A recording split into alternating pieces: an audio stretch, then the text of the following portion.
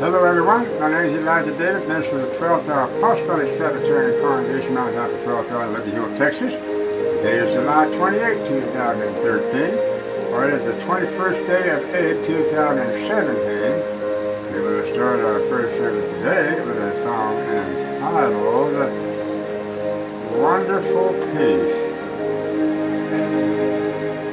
Lord, in the depths of my spirit tonight rose a melody sweeter than song, and celestial like strain it unceasingly falls o'er my soul like an infinite calm. Peace, peace, wonderful peace, coming down from the Father above. Keep over my spirit forever, I pray, and fathomless billows of love. What a treasure I have in this wonderful peace, buried deep in the heart of my soul, so secure that no power can mine it away, while the years of eternity roll. Peace, peace, wonderful peace, coming down from the Father above. Sweet fall from my spirit forever, I pray, and fathomless billows of love.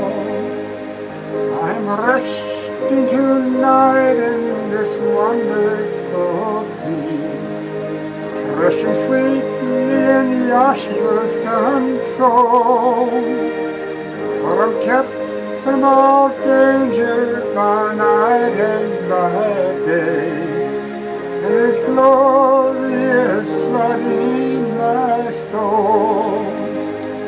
Peace, peace, wonderful peace, coming down from the Father above. Sweet all from my spirit forever, I pray, and fathomless billows of love. And I think when I rise to that city of peace, where the author of peace I shall see, that with strain of the song for the ransom will sing, the heavenly kingdom shall be. Peace, peace, wonderful peace, coming down from the Father above. Sweet over my spirit forever, I pray, in fathomless billows of love. Oh, my soul, are you here without comfort or rest, pushing down through the rough pathway of time? Take the Savior, your friend, the shadows grow dark. Oh, accept the sweet peace sublime. Peace, peace, wonderful peace, coming down from the Father above. Sweet over my spirit forever, I pray, and fathomless billows of love. Hello everyone, once again this is Elijah David. We're going to start a new series entitled Mountain of the House of the Yahweh. This is part 1, and we're going to start with Isaiah chapter 2. It said, "For the word that the Isaiah the son of Amoz saw concerning Judah and Jerusalem. And it shall come to pass in the last days, in the 12th parabolic year that we're in now, that the mountain," see this little stone here hewn on this mountain without hands, Daniel 2, 34 and 35, 44 and 45. This is the house of David, which is the mountain of the house of the Yahweh, and this is the Seventh-day Adventist Church. This little mountain of the house of Yahweh, the house of Yahweh is the Adventist Church in its beginning, 1844, clear up to 2002. The house of Yahweh was established with the Seventh-day Adventists and the Davidian Seventh-day Adventists and the Branch Davidian Seventh-day Adventists. But the mountain of the house of the Yahweh was hewn out without hands. From this mountain, the Seventh-day Adventist Church in 2002 at Kermit, Texas, Gilead Center, the third feeding pasture for the Seventh-day Adventists, with its headquarters at Kermit, Texas, Mount Gilead, with the angel of the seventh candlestick, let us say, in charge of the office of inspiration for this house of the Yahweh. But the mountain of the house of Yahweh is found right here. Now I'm going to turn to Daniel chapter 2 and read you the prophecy on this mountain of the house of Yahweh that's going to be set up in the days of these kings. Okay? And it says so. There in Daniel chapter 2, we're going to start with verse 34.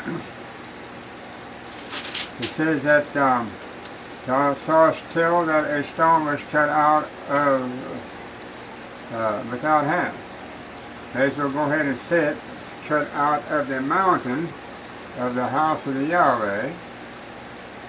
This was, it said that this church was a mountain of the house of the Yahweh until Yahshua by the Spirit carved this little stone out of this mountain of the house of Yahweh in 2002, Kermit, Texas, Gilead Center. And then this mountain was planed off, and I'll read that to you in just a moment, there in Zechariah 4:7. Okay, now it says, "Thou sawest tell." Now, Daniel is interpreting the dream for Nebuchadnezzar, and he's telling Nebuchadnezzar, you saw this complete dream clear down to this little stone right here in 2002. From 538 BC, it's clear down to here, 2002, you saw this little stone come forth. Thou sawest tell that a stone was cut out of the mountain. That means the everlasting kingdom of David was found in this mountain of the house of Yahweh here in 2002, which smote the image upon his feet that were of iron and clay, and brake them to pieces, and then was the iron, the clay, the brass, the silver, and the gold broken to pieces together, and became like the chaff of the summer threshing floors, and the wind carried them away, that no place was found for them. And the stone that smote the image became a great mountain and filled the whole earth. Now, what great mountain was this? Well, we talked about this before, but let's talk about it again.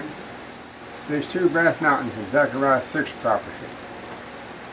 There's 4 chariots coming out from between these two brass mountains. This brass mountain represents the apostolic movement, with the apostles at the head of it, the disciples. At Yahshua's, in Yahshua's time, at the time that Yahshua hung on the cross, Yahshua set up this brass mountain. These two were one and the same at the time. But because this brass mountain fell away, it became divided by about an 1800 year period of time, 1900 years. And now this brass mountain reappeared in these last days as a second phase of it. Now, this is the mountain that the house of the Yahweh, and the mountain of the house of Yahweh is going to be established in. Now I'll read this to you again in Daniel 2. It says, verse 35, Then was the iron, the clay, the brass, the silver, and the gold broken to pieces together, and became like the chaff of the summer threshing floor. And the wind carried them away that no place was found for them, and the stone that smote the image became a great mountain, and filled the whole earth. So you saw it earlier where the stone smote the image on the feet, right here. And now it grows into this mountain, because see, this great mountain that the stone was hewn out of is no more. Now it says there in Daniel 2:44 and 45, And in the days of these kings shall the Elohim of the heavens set up a kingdom which shall never be destroyed, and the kingdom shall not be left unto other people, but it shall break in pieces and consume all these kingdoms, and it shall stand forever. Forasmuch as thou sawest that the stone was cut out of the mountain without hands, and that it brake in pieces the iron, the brass, the clay, the silver, and the gold, the great Elohim hath made known unto the king what shall come to pass hereafter, and the dream is certain, and the interpretation thereof sure. What makes the dream certain? What makes the interpretation thereof sure? If Yahweh don't raise up an antitypical Elijah David, somebody antitypically as David in the spirit and power of Elijah, to interpret this dream at the time of its fulfillment, then there is no need for Nebuchadnezzar to ever have this vision. There is no need for Daniel to ever have been in prison in Nebuchadnezzar's kingdom in the 70-year Babylonian captivity period. There has been no reason for it if Yahweh don't raise up somebody and here in this 12th parabolic hour to interpret this dream. Now, to fully give you more interpretation of this dream, we're going to turn to Joel. No, we're going to turn to Zechariah 4. And we're going to read to you verse 7. Who art thou, O great mountain? Okay, now it's talking about this mountain right here. Who art thou, O great mountain? Seventh-day Adventists, and Davidian Seventh-day Adventists, and Branch Davidian Seventh-day Adventists, the three feeding pastures collectively together representing this mountain of this Seventh-day Adventists. Who art thou, O great mountain? Thou shalt be, before Zerubbabel thou shalt become a plain. Zerubbabel was the governor of Judea at the time of Zechariah had this prophecy. The governor of Judea today, which would be Elijah David. And Yeshua would be the king sitting upon the throne of this everlasting kingdom of David. Okay. And so that's in Luke 1:32, in the last days, Yeshua is going to sit upon the throne of his earthly father David, in antitypical David's kingdom, everlasting kingdom, right here on this earth. He's going to sit up, and he's going to rule until he puts all enemies under his footstool. So now the question is asked once again, who art thou, O great mountain? Who are you? The angel is asking this great mountain, who are you? In prophecy. So when that angel reappears today to give the interpretation of this mountain to his servant, the prophet Elijah David, then that angel is going to speak through this prophecy he made there before Zerubbabel, back there, about 500 years BC. That angel is going to reappear through the prophecy. And he's going to ask the Adventist church, who are you, O great mountain?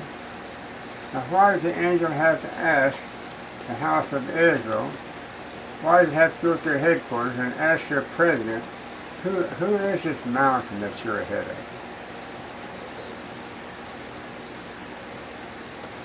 He says, you're standing before the governor of Judea. This mountain is. Here's the governor of Judea right here. This little stone. Hewn out of this mountain. This mountain is standing before this little stone. Who art thou, O great mountain? SDA. before it's rubble thou shalt become a plain. Okay, so this is antipicals of rubble. This little stone is antipicals of rubble.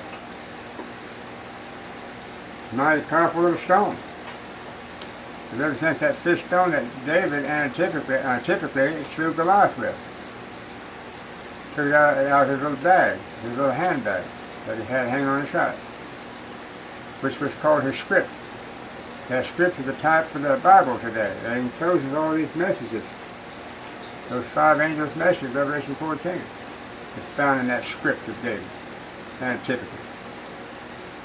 Who art thou, O great mountain, before us a rubble thou shalt become a plain, and he shall bring forth the headstone. All right? Here's your headstone. This little stone hewn out of the mountain without hands is the headstone. This is the kingdom of heaven with Yahshua sitting upon the throne of David. With the power that he exercises is what hews this stone out of the Seventh-day Adventist Church, which is the tribe of Judah, house of David. And Yahshua, the one that is the head of this kingdom, house of David, is the one that hewed this stone out of the Adventist Church, 2002, in Kermit, Texas. So he says he's going to bring forth the headstone. So if the one that hewed the stone out without hands, it says he's going to bring forth the headstone. Okay, so Yahshua is the one that hewed this stone out of this Adventist Church without hands. Then he said he brings forth that headstone. He calls it a headstone. This little stone here in Daniel 2, 34 and 35 and 44 and 45, Yahshua himself hews it out and he brings it forward. And he calls it the headstone of this great mountain. This little headstone then grows into this mountain right here, the second brass mountain, and fills the whole earth. Ephesians 2, 19 and 20. Now therefore you are no more strangers and foreigners, but fellow citizens with the saints and of the household of the Elohim. Now Paul is talking to the Ephesian Gentiles here that are blood kin to the 12 apostles and the 12 tribes of Israel, and are built upon the foundation of the apostles and prophets, Yahshua himself being the chief cornerstone. Now, it says in Ephesians 2:20 that Yahshua is the chief cornerstone. Now, just like there's a high priest, and then there are regular priests. Your high priest is your chief high priest. He's the number one. He's the one that's only can go into the most holy place on the Day of Atonement once a year. He's the only one qualified to be the high priest. But Yahshua is the chief cornerstone. Now, it says here in Zechariah 4:7, he said, it's called the headstone. Now, this little stone right here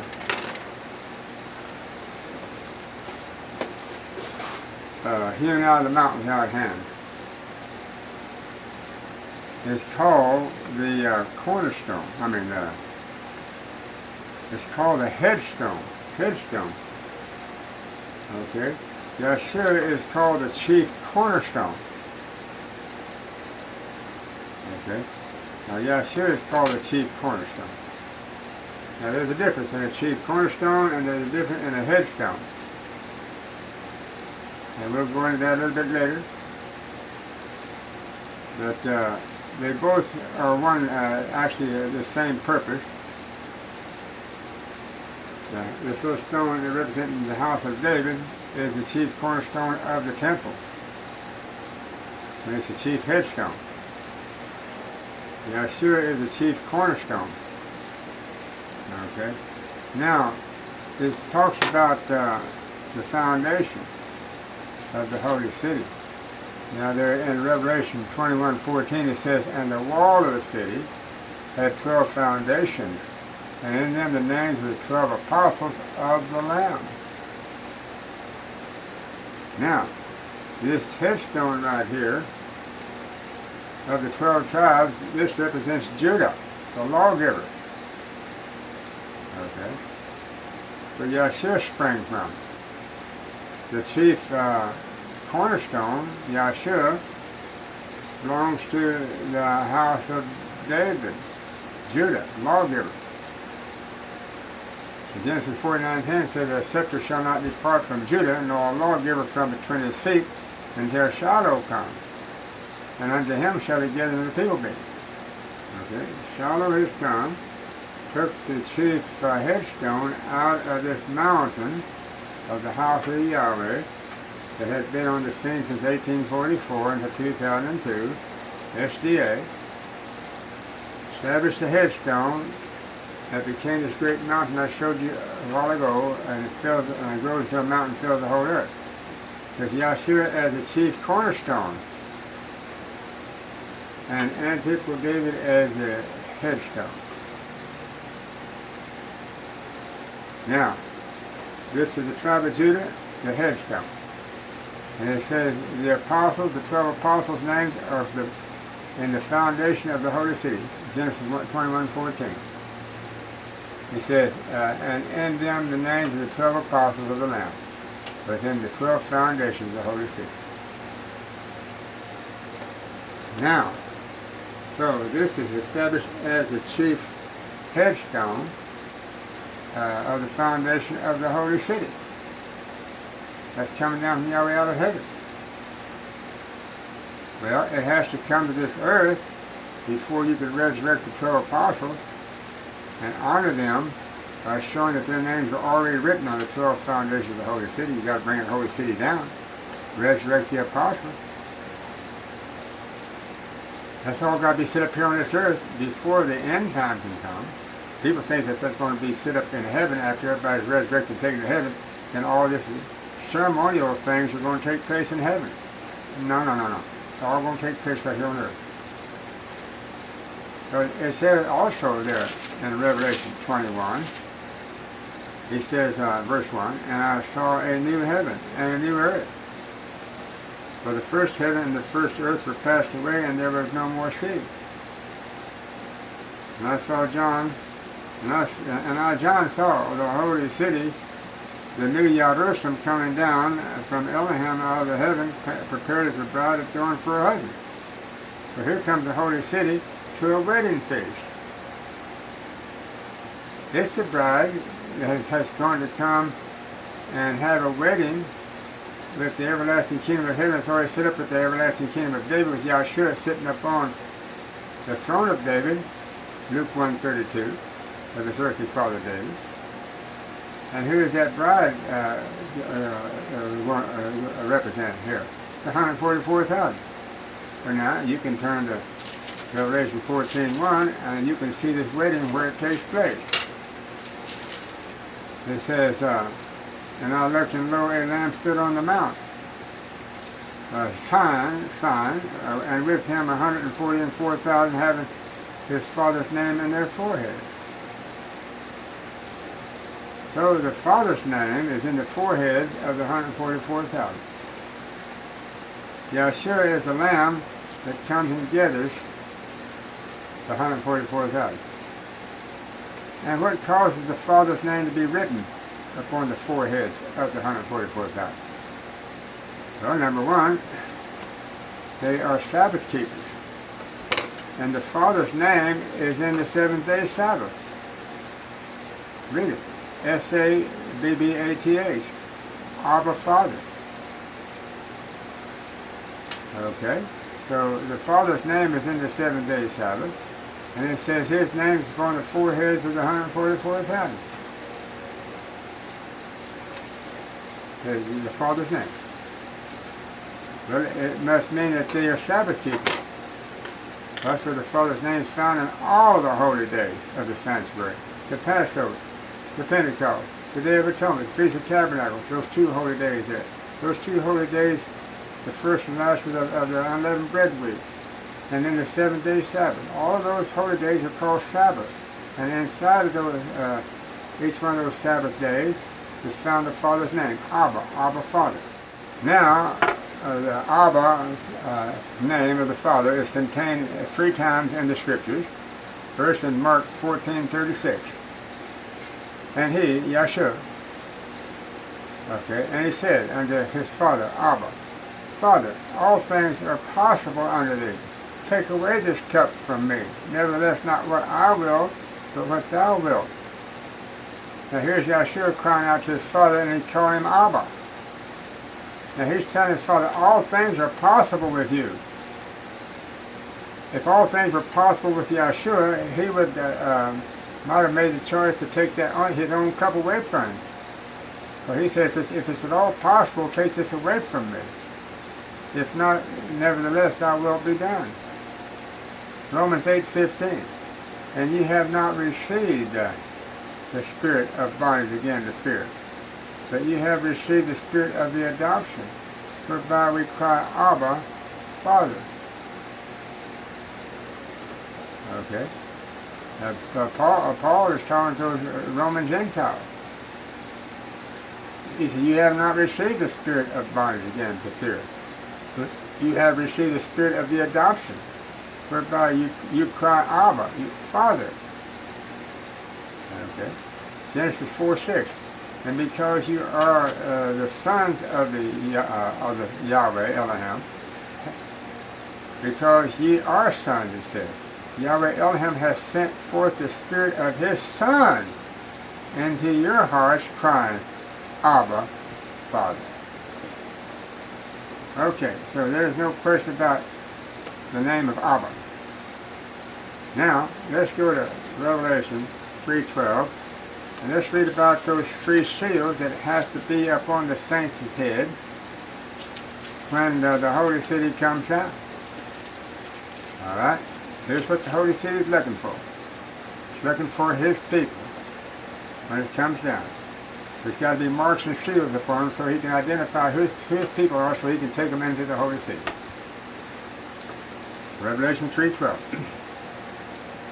Him that overcometh will I make a pillar in the temple of my Elohim.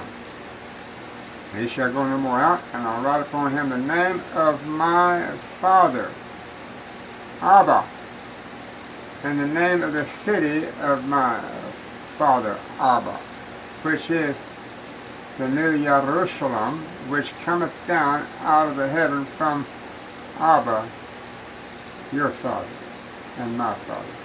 And I'll write upon him my new name. So what's his new name? Abba.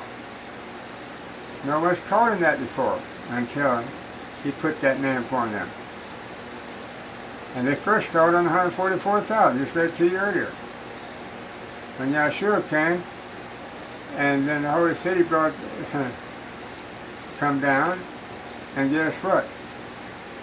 144,000, no doubt, go into this holy city here on earth, because that's where the Lamb is standing with them on the Mount Zion. In other words, in the heavenly places. The heavenly place is Old Jerusalem, where the city is designated to come down and to plant its tabernacle in the midst of those 2 mountains of the Mount of Olives. Once it's separated there in Zechariah 14, becomes a very great plain in between the 2 of them. Okay. No doubt those 2 mountains of the Mount of Olives that plays in the midst and makes 2 mountains, one removes toward the north and one toward the south. No doubt that's one mountain representing a fortress to surround the holy city and the holy people that are to come to go into it. Okay. Because it moves north and south. But these 2 brass mountains that I was showing you a while ago, they're east and west. First brass mountain is at the cross, Jerusalem, in the east. The second brass mountain appears here in Liberty Hill, Texas, in the prophecy of the Daniel 2:44 and 45, with the little stone hewn out of the mountain without hands and grows into a mountain filled the whole earth. The second brass mountain that I was telling you about earlier.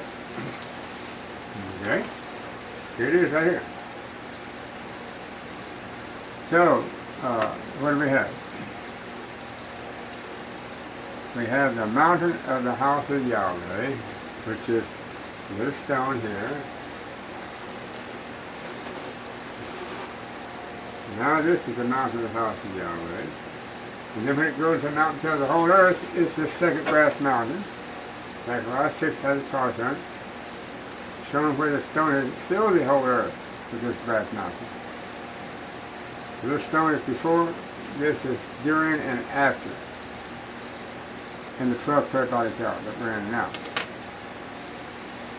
So now let's go back to maybe Micah 4. Let's read a little bit about this mountain of the house of Yahweh.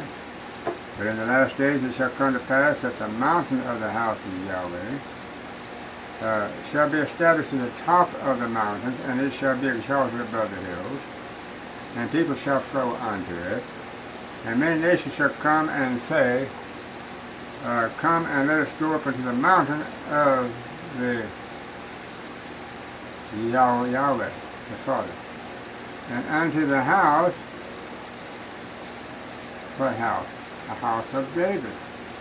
This little stone that grew into a mountain filled the whole earth. Let's go up to this house now.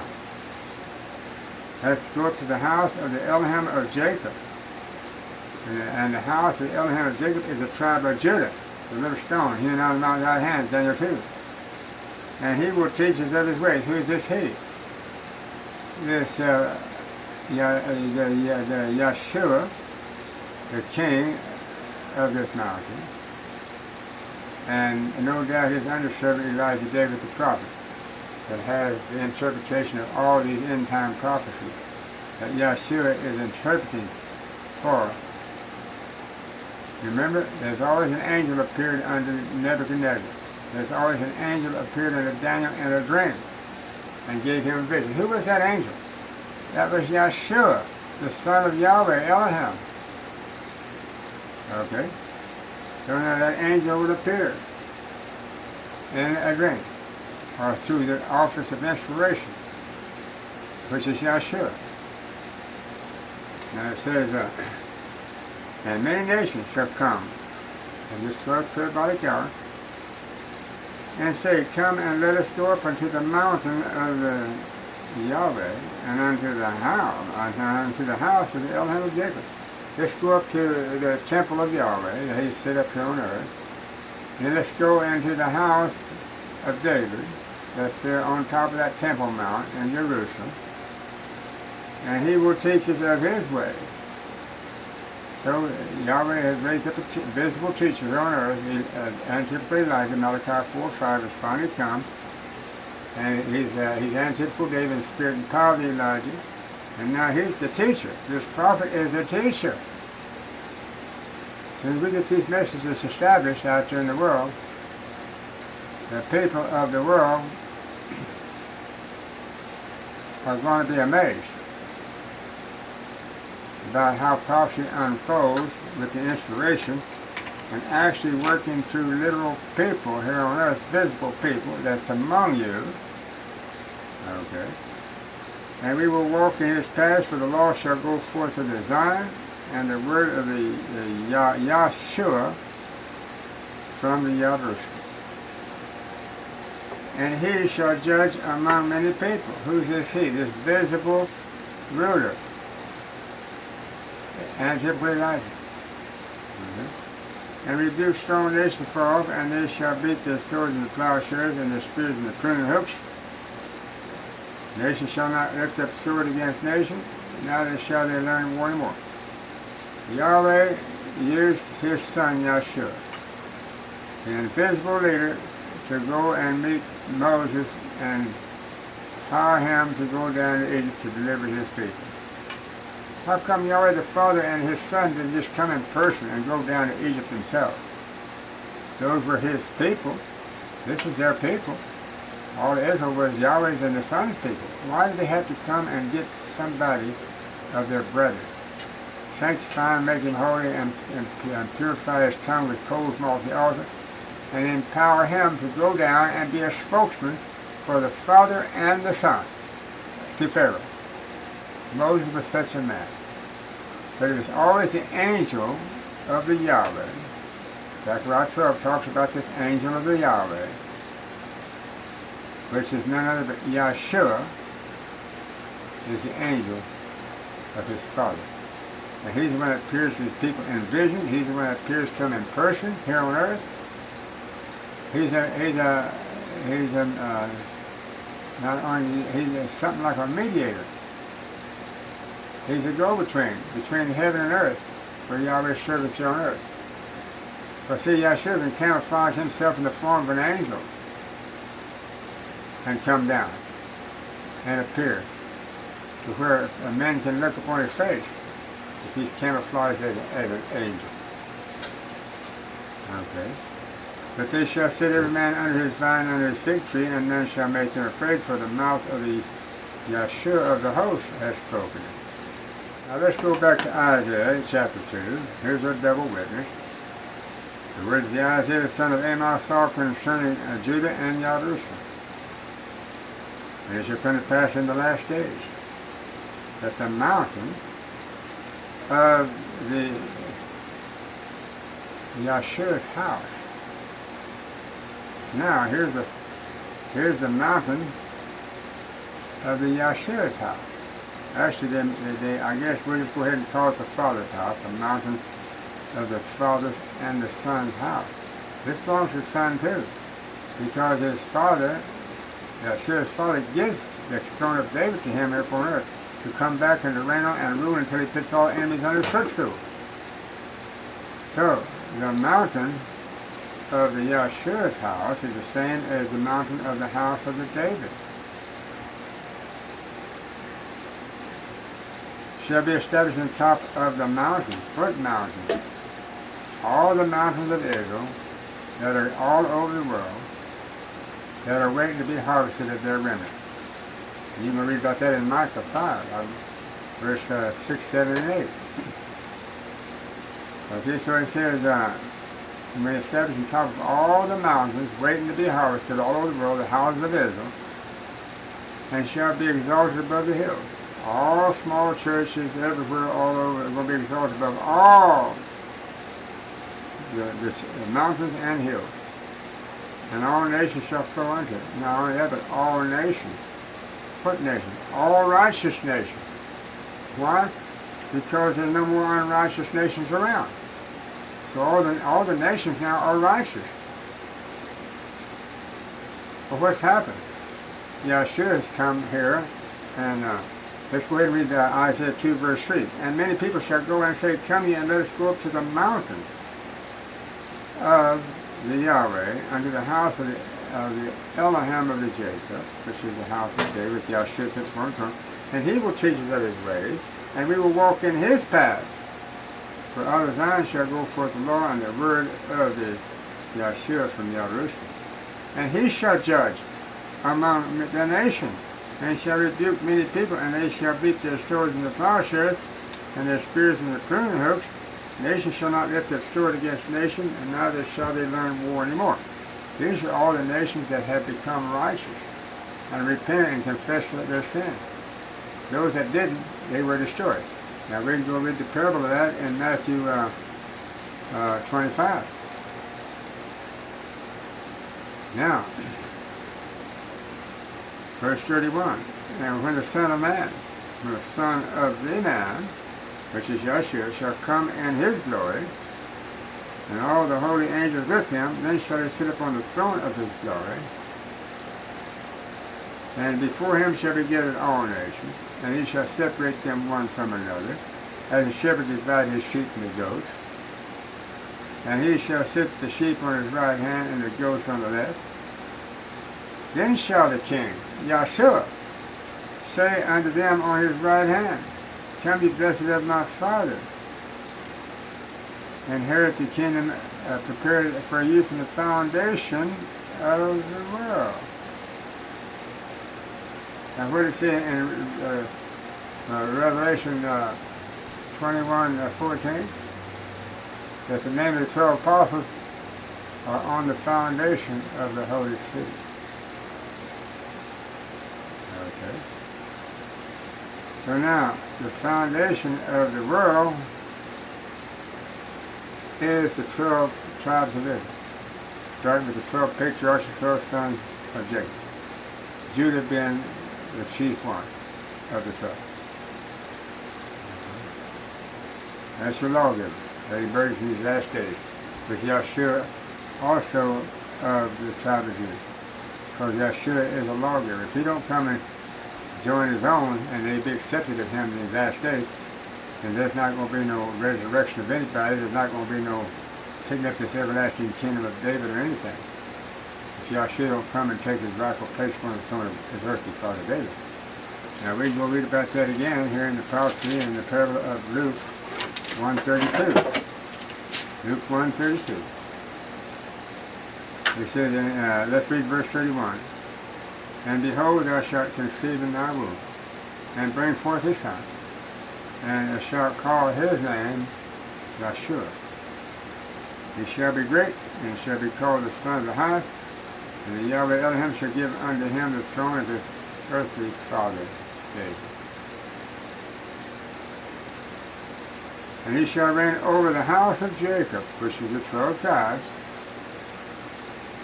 So he's going to reign over Judah, the lawgiver, which is the house of David. He's going to reign over the house of David first and foremost, because he's got his throne set up on the throne of David in this house of David. This house of David is the house of the mountain of the Yahweh. Okay. He says, and he shall reign over the house of Jacob, 12 tribes, forever, and his kingdom there shall be no end. Now it talks about in the prophecy of Daniel 2, it says, verse 45, it says, forasmuch as thou sawest that the stone was cut out of the mountain, 7 days after the church,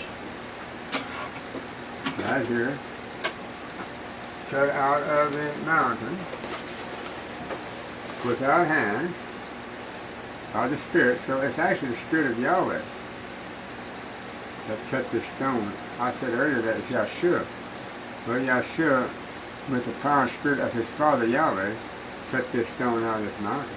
Yahshua actually did it. The Father commissioned him to do it by his power. For as much as I saw that the stone was cut out of the mountain without the hands of the Yahshua, the Son, but by the Spirit of his Father Yahweh. And that it break in pieces, the iron, Rome, Catholicism, pagan Rome is first leg, ecclesiastical Rome is second leg here. The brass, the clay, the silver, and gold. The great Elohim hath made known unto the king which shall come to pass hereafter, and his name is certain, and the interpretation thereof sure. Now in verse 44 of Daniel 2 it says, and in the days of these kings, these 10 toes right here, while they're still standing right here, intact, which is in the last day, in the 12th parabolic hours, when this event's going to take place, when this stone is going to strike this image, right here in this hour we're in right now. And in the days of these kings shall the Elohim of heaven set up a kingdom which shall never be destroyed, and the kingdom shall not be left unto other people, but it shall break in pieces and consume all these kingdoms, and it shall stand forever. For as much as thou sawest that the stone was cut out of the mountain, without the hands of the Yahshua. Now actually, let's get a little closer to the reality of this statement. It's cut out without the hands of an earthly prophet or an earthly individual, period. With or without inspiration. No earthly individual had the power to do this. This would have to be done by the angel that Yahweh sent down. And that angel happens to be Yahshua. Now, we can verify that. Let's look over here in Zechariah chapter 12, about verse 8.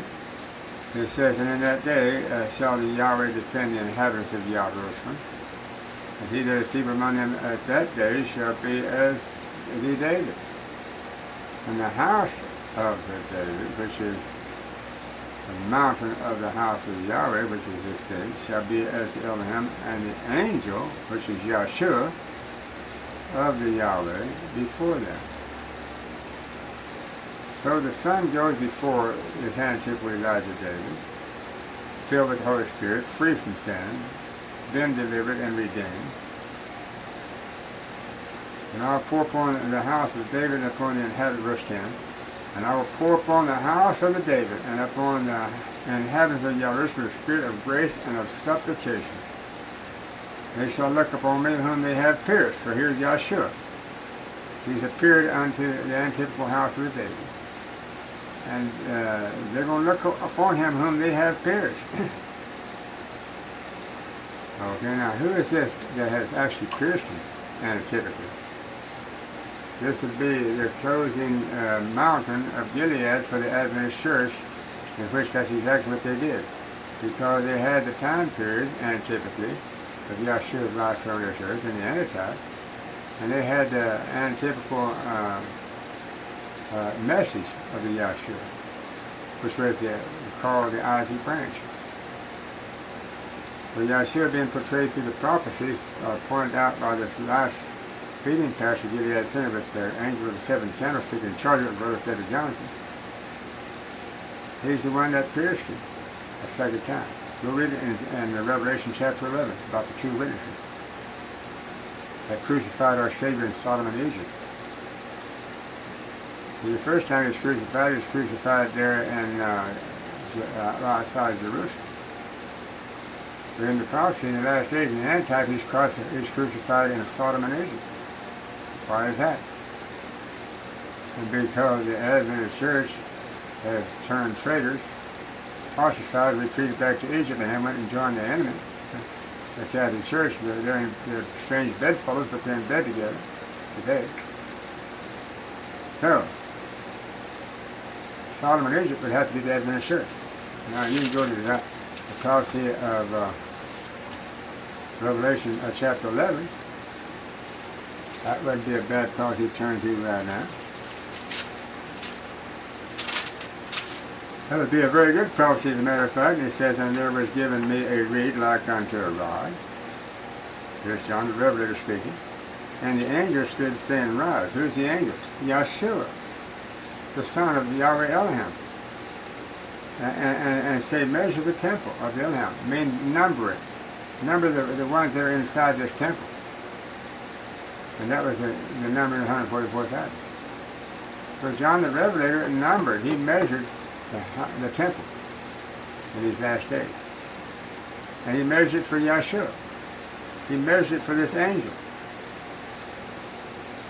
And measured the temple and the altar and them that worship therein. Okay. So now, the temple is the Adventist Church to begin with. This is where the 144,000 are found. So John the Revelator rises up and measures this temple. The Seventh-day Adventist Church, he measures it. And it comes time to bring forth the numbered ones in there. So John the Revelator found out that it is about 15, 20 million people, members of this here temple, represented by the Adventist Church in 2002. He found there's at least probably more than 10 million, 15 to 20 million members. But he was told just the number 144,000 of them.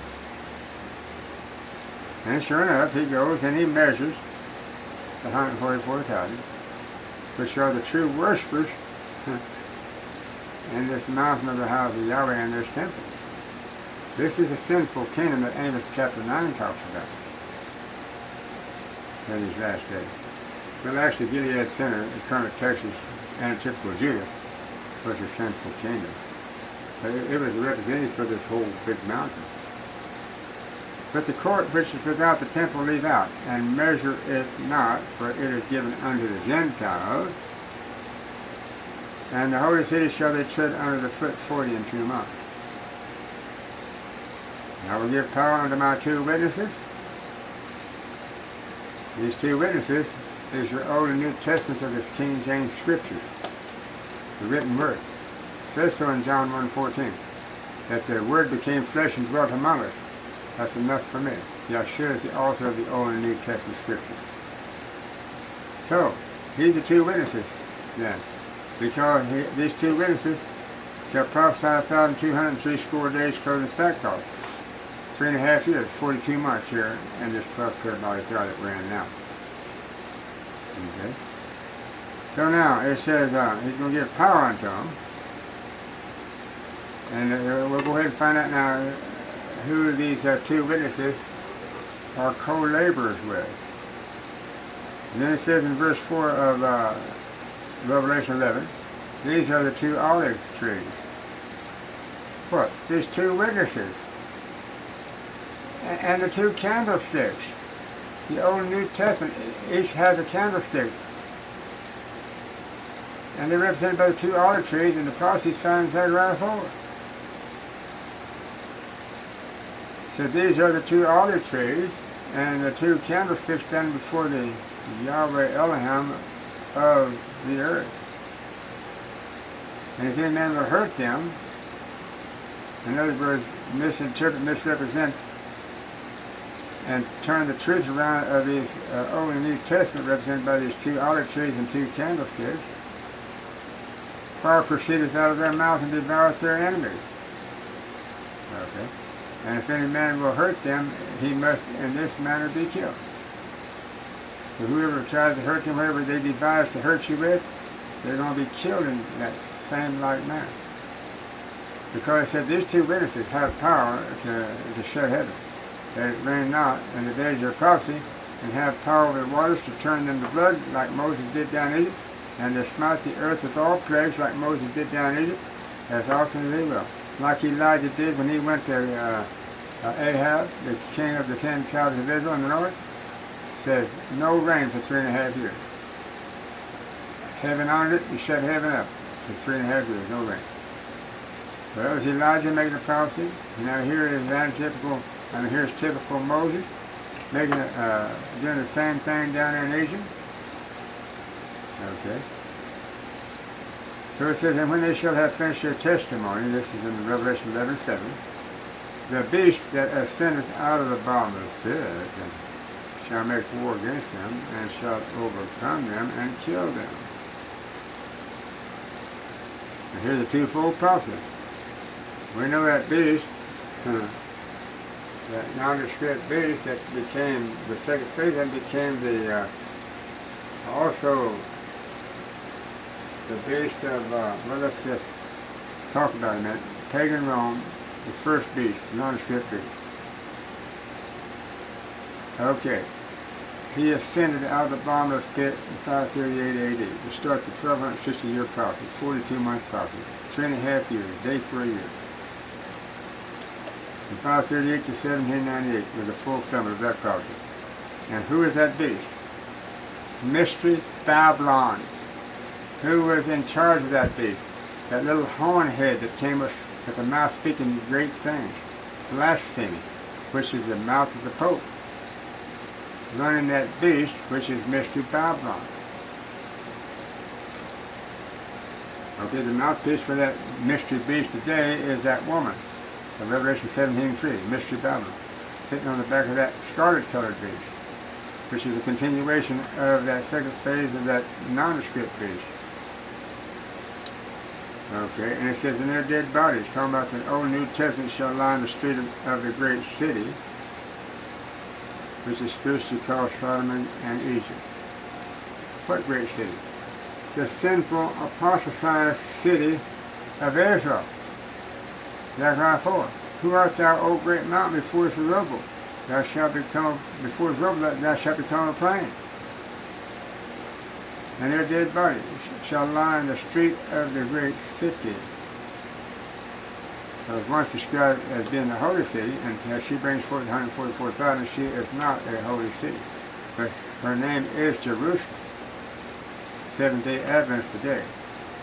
Adventists are the only body of the spirits of Israel that fits this description today.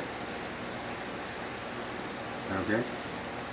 And they of the people and kindreds and tongues and nations shall see their dead bodies, the Old New Testament, trampled underfoot, by the beast that ascended out of the bottomless pit, that was in charge of the candlestick of Laodicea, of the 7 day Adventist. Okay? And they are the people, and kindreds and tongues and nations shall see their dead bodies. The Old and New Testament completely repudiated and trampled underfoot. And what's going on right now in the United States with this president of the United States? I just read on the news yesterday. He's completely repudiating and destroying all aspects of the Constitution of the United States. Same time he's blaspheming Yahweh and His Son in heaven. Okay? And it says, and they of the people shall, and kindreds and tongues and nations shall see their dead bodies. Okay? So they're going to see that here in the United States, this is where this all happened at. That the Old New Testament has completely been trampled underfoot and destroyed again. And the Constitution is a far-reaching principles of the Old and New Testament scriptures. It's completely negated and abolished.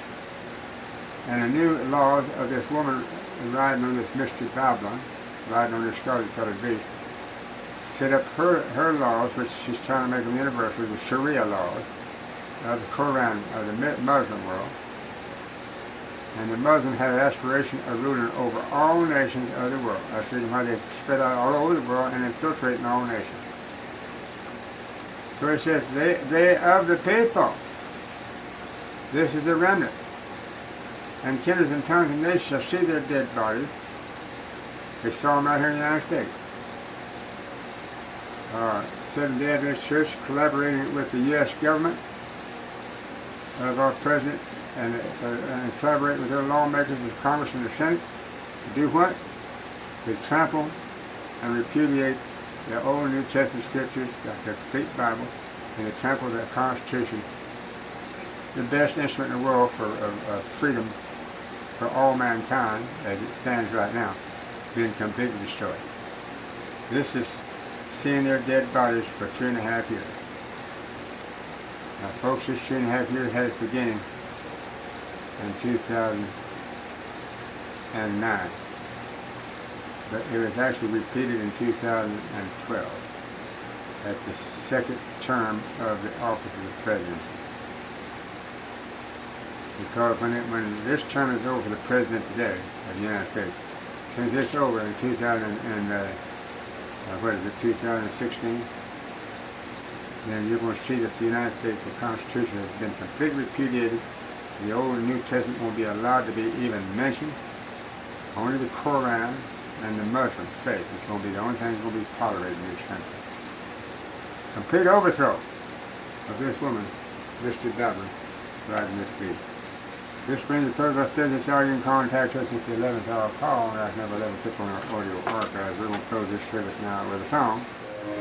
Sweet peace, the gift of Yahshua's love.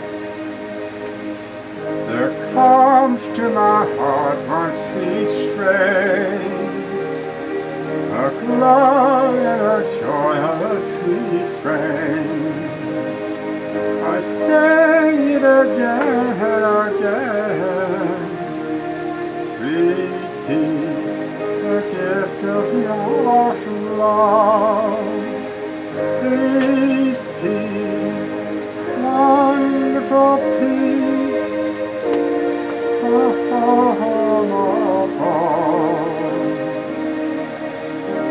Wonderful, wonderful peace. Sweet peace, the gift of Yahweh's love.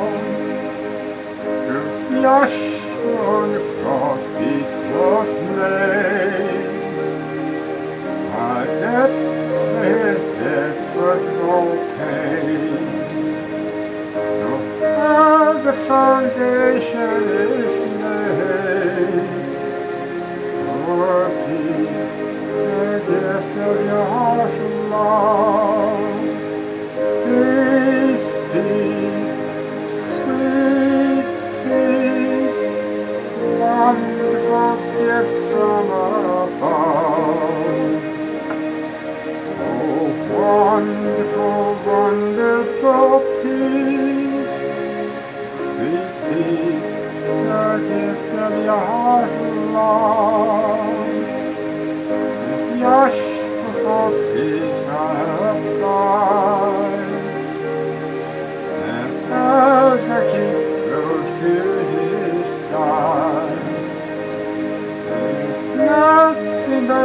peace that be taught. Sweet peace, the gift of your heart, Lord.